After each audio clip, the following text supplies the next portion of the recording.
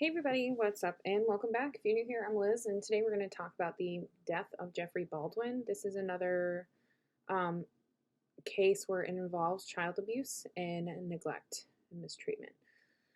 So, um, Jeffrey, he was born on the 20th of January of 1997 in Toronto. He was born in the Doctors Hospital, which is now a part of Toronto Western Hospital in Toronto. He was the son of Yvonne Kidman and Richard Baldwin. So on April 28th of 1998, him and his older sister were taken by Catholic Children's Aid Society, which is basically like Catholic charities in a sense, after allegations of abuse were brought to light by their parents.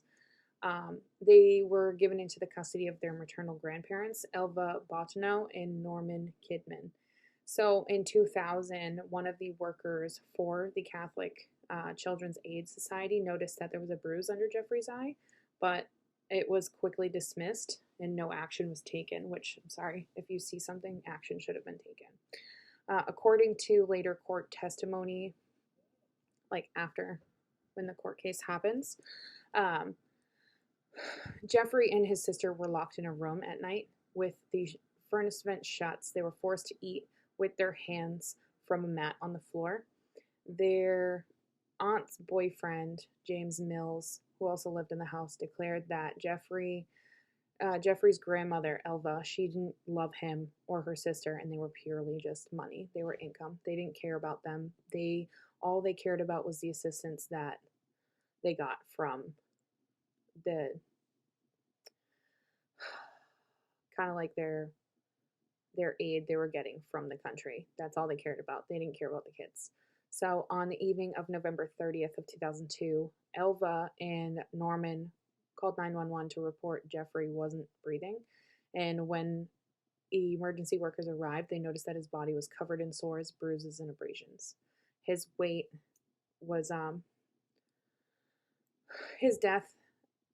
his weight at his death was slightly less than his weight at his first birthday, which was almost 5 years earlier than that. So that's to the point of malnutrition that he got to. So in also the following year, March 19th, 2003, his grandparents were arrested and they were charged with second-degree murder in the roles of his murder. The court declared that they had basically, the court talked about what the grandparents did, and that was that they kept him locked in a room where he had to live in his own feces, and they left him to drink from a toilet. They didn't do anything. The judge then was told that they just used the kids as income, collecting government checks while offering little in return to help them. They were convicted of second-degree murder on April 7th of 2006. Their sentence was given on June 9th of 2006, and Elva was sentenced to 22 years in prison, and Norman was sentenced to 20 years in prison. So Elva can be up for parole in 2028, and Norman can get up to is able for parole in 2026. So yeah.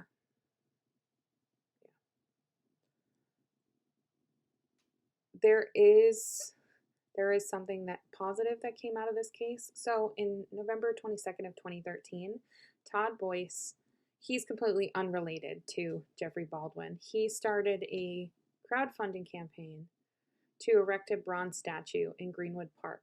And the crowdfunding campaign was for $25,000. And in this statue, it would show Jeffrey dressed as Superman. And Superman was a superhero that he loved. They ended up raising $36,000. So, unfortunately, in 2014, DC Comics denied permission to use the S in the Superman logo. However, the decision was later reversed and the logo was allowed to be used. The statue was unveiled on October 18th of 2014. So, that, my friends, is the very sad case of Jeffrey Baldwin, and I just cover these cases to inform people about them. So I hope you guys learned a little something about this case, and Please be safe and love each other, and I'll see you guys in my next video.